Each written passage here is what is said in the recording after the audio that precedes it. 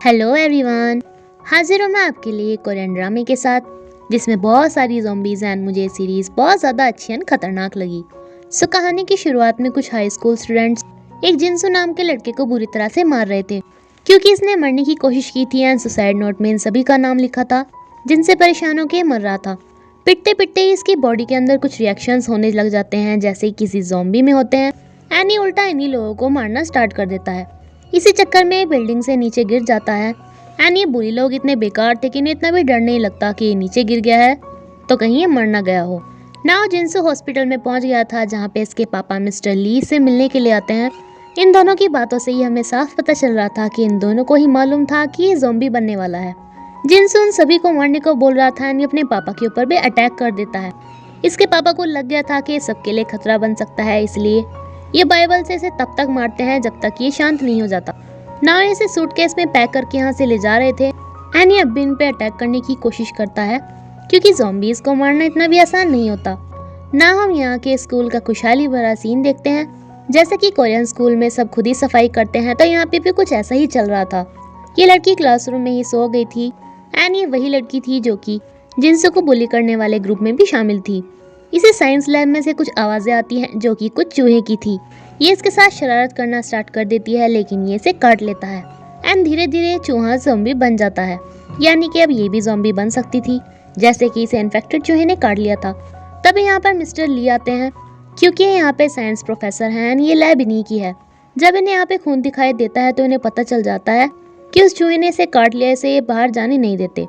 ना हम देखते हैं अपने मेन कैरेक्टर चोनसान को जिसकी मॉम ने इसी के नेम पे रेस्टोरेंट खोला था। इसके फ्रेंड्स इससे जिद करते हैं कि वो इनके रेस्टोरेंट में रात डिनर पे आएंगे इनकी नई डिशेस टेस्ट करने के लिए। जहाँ पे ये बातें करते हैं कि मिस्टर ली का बिहेवियर काफ़ी चेंज हो गया है जब से उनके बेटा मिसिंग हुआ है, यानी कि उस एक्सीडेंट को काफ़ी दिन हो चुके थे। ये इतना भी कहते हैं कि ना योन नेम की लड़की को कुछ दिनों से उनके अंदर से बड़ी अजीब स्मेल आती है क्योंकि वो बहुत ज़्यादा सेंसिटिव है, उससे दूर से ही स्मेल आ जाती है। और एक दिन तो मिस्टर ली काम कराते कराते ही बीच में क्लास छोड़ के चले गए थे। यहाँ से निकलते टाइम जो हमारी एक्ट्रेस है जिसे कि चोंगसू काफ़ी लाइक करता है, इससे पूछती है कि मैं ऐसे बाल खोल के अच्छी लगती हूँ या ऐसे अच्छी लगती हूँ। वैसे तो इसे देखता ही रह जाता है बट बोल देता है कि कैसे भी नहीं अच्छी लग रही, जिस पे इसे क्लात खाने को मिलती है। इस बुरी वाली लड़की को प्रोफेसर ने अपने लैब में ही बंद कर लिया था। नेक्स्ट सीन में हमें पता चलता है कि चोंगसो एंड ओंजो सेम बिल्डिंग में सेम फ्लोर पे रहते हैं। ये दोनों रॉक पेपर सीजर खेलते हैं जिसके मुताबिक चोंगसू जीत के इसे पनिशमेंट देने वाला था लेकिन ये यहाँ से चल देती है। लेकिन चोंगसू इतना फास्ट था कि इससे पहले यहाँ पे पहुँच जाता है। ना इसे अपने साथ इसका भी बैग लेके स्कूल तक जाना था। ना स्कूल में सभी दौड़ के जाते हैं जहाँ पे ओंजो इस बैग की वजह से चोंगसू से लेट हो गई थी। ली सोयुक जो कि हमारे मेन कैरेक्टर्स में से एक है, ये उन्हें बुली करने वाले लड़कों को देखता है जो एक लड़की और लड़के को स्कूल के पीछे वाली बिल्डिंग में लेके जा रहे थे। ये इन दोनों को भी काफ़ी ज़्यादा बुली करते हैं क्योंकि इन दोनों ने पुलिस को बताया था कि जिनसू सुसाइड इन्हीं की वजह से शायद करना चाहता था। ये सभी लोग इतने बुरे थे कि इस लड़की के फ्रेंड से ही इस लड़की की ज़बरदस्ती वीडियो बनवा रहे थे। तभी यहाँ पे आता है सोयोग जो कि इन्हें आके बचाता है, लेकिन ये बुलीज इस लड़की को धमकी देते हैं कि अगर वो यहाँ से गई तो ये इसकी वीडियो वायरल कर देंगे। ये सुन के लड़की वापस इनके पास ही चली जाती है। अब जब ये लड़की ही नहीं मानी थी तो सोयोग ही क्या कर सकता था, इसलिए ये भी यहाँ से चला जाता है, जिसे देख के उन जो अपने बाल खोल लेती है क्योंकि ये सोयोग को लाइक करती है। इसीलिए इसने चोंगसान से पूछा था कि मैं कैसी लग रही हूँ। ये सोयोग से सिर्फ इतना कह पाती है कि मुझे लंच के बाद छत पे मिलना। एंड नेक्स्ट सीन में हमें पता चलता है कि सोयोग एंड चांगसोन फ्रेंड्स हैं। यहाँ पे हम नायोन को भी देखते हैं जो कि थोड़ी सेंसिटिव है, इसे ही मिस्टर लीम से थोड़ी स्मेल आती है। इनकी एक टीचर सभी से उस लड़की के बारे में पूछती है जिसे कि उस चूहे ने काट लिया था तो वो गायब हो गई थी।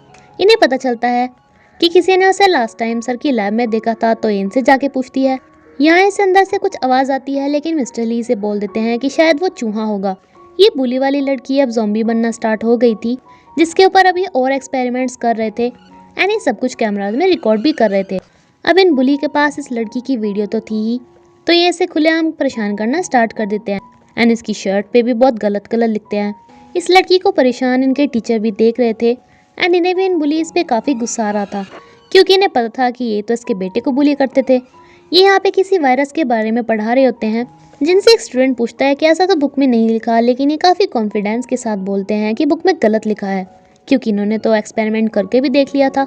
ये लड़की अब आधी ज़ॉम्बी तो बन ही गई थी तो इस जगह को छोड़कर भाग जाती है यहाँ पे हम एक और लड़की को भी देखते हैं जिसकी तबीयत कुछ ठीक नहीं लग रही थी। एनी मैम से वॉशरूम जाने के बहाने यहाँ से चल देती है। ये बुली लड़की अपनी क्लासरूम में ही पहुँच गई थी, जिसे ऐसी हालत में देखकर सब हैरान हो गए थे। एनी टीचर को बता देती है कि मिस्टर ली ने इसे कैद करके रखा हुआ था, जो कि इसे बार बार कोई इंजेक्शंस भी लगा रहे थे। अब सुहयोक इसे उठा के स्कूल की नर्स के पास लेके जाता है एंड इसके साथ में अंजू एंड कुछ बाकी लोग भी। ये लड़की भी इस नर्स के पास अपने इलाज के लिए आई थी, बट जब यहाँ पे इस बुली लड़की को लाया जाता है तो इसके ऊपर कोई भी ध्यान नहीं देता।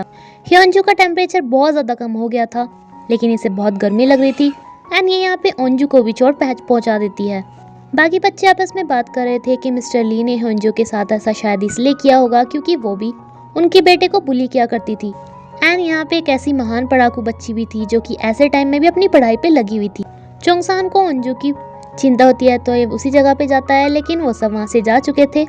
अंजू को हॉस्पिटल में भेज दिया गया था एंड इसके पापा इसकी चोट पे पट्टी कर रहे थे क्योंकि ये भी एम्बुलेंस वालों का हिस्सा थे। इस सब के चक्कर में इसे सोहयोग के साथ बात करने का मौका मिल जाता है। सोहयोग इसे कहता है कि तुम मुझे लंच के बाद क्या बात करने वाली थी, अभी बता दो क्योंकि उस टाइम मुझे वॉलीबॉल खेलने जाना है। ये इसे अपने नेम का बैच देती है, जिसका मतलब होता है कि ये इसे अपने साथ कहीं बाहर घूमने के लिए पूछ रही है।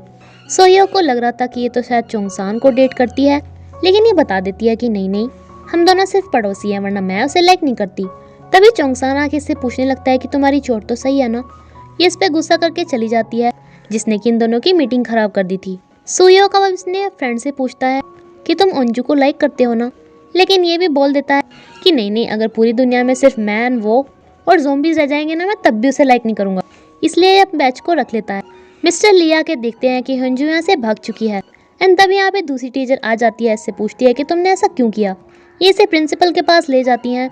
ये इन सभी को बोलता है कि उसे हॉस्पिटल की नहीं क्वारंटाइन होने की ज़रूरत है, लेकिन कोई भी इसकी बात नहीं सुनता एंड प्रिंसिपल को तो इस बात पे गुस्सा आ रहा था कि इस मैटर को पुलिस तक कैसे पहुंचने दिया, इसमें तो हमारे स्कूल की बदनामी हो जाएगी। अब मिस्टर ली कुछ कर पाते इससे पहले ही पुलिस यहाँ पे आ जाती है एंड इसे ले जाती है। इस नर्स को भी अंजू ने काट लिया था, जो कि ज़ॉम्बी बनने में मिनट नहीं लगाती। अंजू अपनी फ्रेंड को बताती है कि आज इसने सुहयोग को बैच दिया है, बट मालूम नहीं कि वो इसे लाइक करता है या नहीं। एंड दरअसल सुहयोग इस पढ़ाकू बच्ची को लाइक करता है, जो कि इनकी क्लास की प्रेसिडेंट भी है, लेकिन नामरा किसी से ज़्यादा बोलती नहीं है क्योंकि इसके पेरेंट्स ने स्कूल को बहुत सारा फंड्स देके इसे क्लास का प्रेसिडेंट बनाया था। इस वजह से कोई भी इसकी ज़्यादा रिस्पेक्ट नहीं करता है। ये बात इसे बिल्कुल भी अच्छी नहीं लगी थी कि इसके पेरेंट्स ने ऐसा क्यों किया।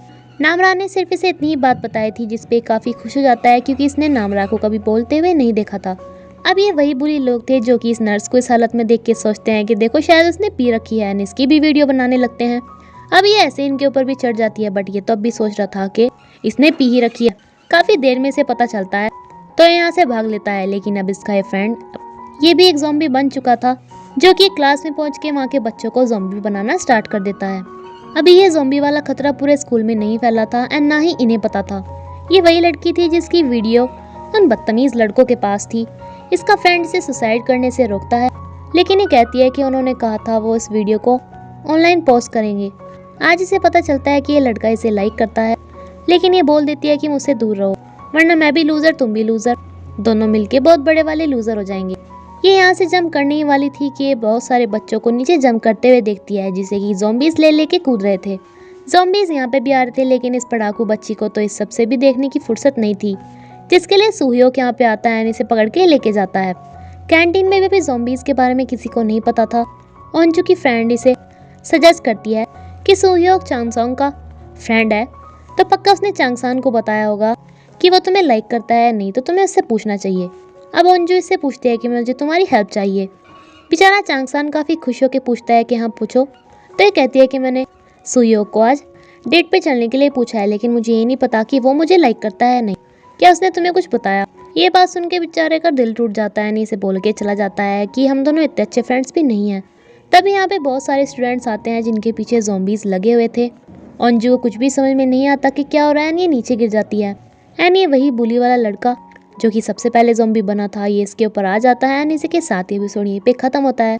फ्रेंड्स प्लीज़ मुझे कमेंट करके बताना कि आपको ये नई सीरीज़ कैसी लगी। Thank you.